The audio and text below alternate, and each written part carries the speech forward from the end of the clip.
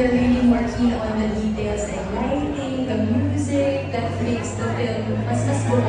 Parang ang ganda na na-appreciate na yun ang audiences natin.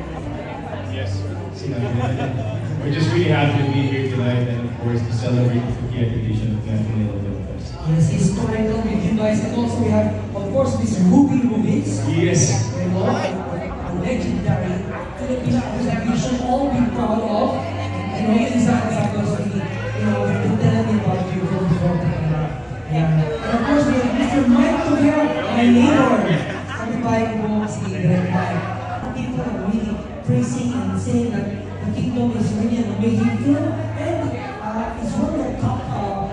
Very grateful that it's being embraced. Kasi we all love the film. Our only wish is that people would love it as much as we do. And mukhang yun naman yung nangyayari. So we're very, very grateful. Okay, good luck to The Kingdom and congratulations, stars. Who are you guys doing tonight?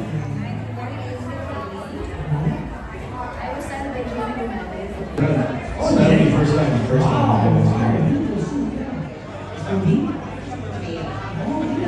I'm wearing Max and St. Okay, cool. Thank you so much and congratulations to all of you guys. Photograph photo. Wow, what a... Alright. You feel the heat of the action of all this, all the stars, all the directors, lahat sila nandito sa Soleil. Tumatabi na naman! Right? Okay, Okay, naman ako for sense.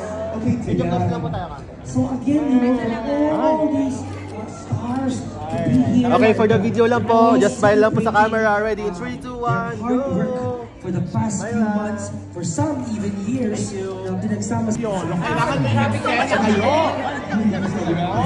So ikaw nga ngayon sa nag-ending mo ngayon sa pelikula ka excited ka panoorin Sorry po. hindi mo mo Thank you po. gusto ko pa breadwinner ka ba? Well, yeah. Like, I think, karamihan na part ng community na. Ano kaya sabi mo kung salita na si Dong? Tungkol sa inyo?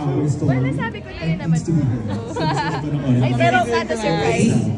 Yes. Grand Ballroom. And it's so nice to see everybody so excited to see each other. And this December, gathering together and watching Miss Chanda Romero was here and something like that.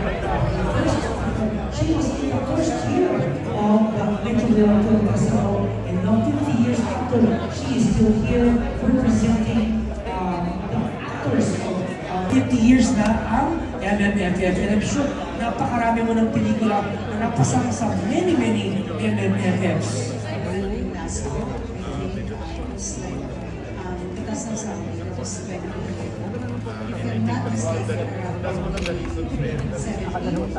Wow, okay. But I'm sure roll call mo pagawin. Nag-hosting ka lang ng 2007. Wow. Pero pati 10 years din. Oo, 10 years din sa dekada din yun. Merry Christmas! Meron ka sa Star Tower ng Vista. It takes a lot of work. Hindi lang siya glamorous. Explain nila na. Can you imagine the hard work that is put in a film para kung palabas? Parang sabi lang na nakaluwag-luwag. Mahinga pagkatapos. Bakit siya sa mga deadlines to make sure na makapit sila sa pen kasi diba?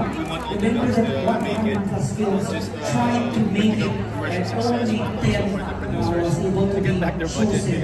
Imagine the pressure, imagine all the hard work, the funds that came with this movie, the egos that you have to deal with, you know, sa pagkagawa ng isang pelikula. Ayan, verse 6, alam mo, I think the show is about to start, so I am excited as you are. I'm excited to see yung mga mananalo sa ating Filipino Parallel tonight. So, this is film premiere. Yeah, Very sad. here, isa mga pagpapagaling ko dyan ulit. Okay, patingin pala yan. We will have a even more exciting post-red carpet Napakalaga na lahat mangyari sa kapi ng parangal tonight. #MMFF50. Miss Ruby, grabe daw yung role mo bilang babae na. Ang daming gustong gumawa ng costume. Suot ng costume mo. Ano pong role, ano pong masasabi ninyo? Sobrang honored ako na tindated ko. Hindi ko sukat akalain na sa akin, binigay nila talaga. Bilang yung babae na. So, nakaka-challenge talaga. Hindi naman ako talaga dancer, hindi naman alam yung ganun. But I had You're an international star. I really enjoy doing it. Unang-una, napakaganda ng script, ng story. Ganun. Tapos, nung nakasama ko sila, ang galing nila. Tapos, ang babait. Sa akin, importante yun yung working environment. Na-comfortable ako with my co-actors. That would bring out the best. Direct, nabuhayan daw ng loob ang pagiging kabayan ng mga nanonood. Reaction. Isa sa mga malaking objective namin yun is for the audience to be proud of being Filipino. Actually, yung first sequence pa lang, nandun na ganun na yung atake. So, yun naman ang wish namin, that when you watch it, syempre may dala kayong lessons, and syempre ma-entertain kayo, but also for you to be proud of being Filipino. Photo ng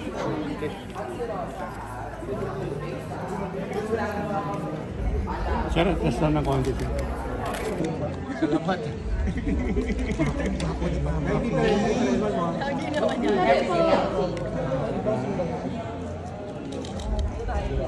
Thank you. Happy New Year. Guys, wait lang daw. Atras lang po kaya. Kasi may hirapan pa rin dito.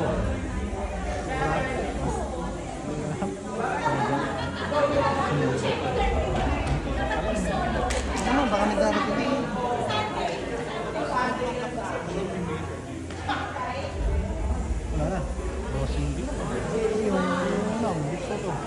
Great cultural value. And to present this special award, let's welcome MMFF Executive Committee member Ms. Boots Antonroa, together with award-winning actor and perennial leading man, Mr. Viola Pascual.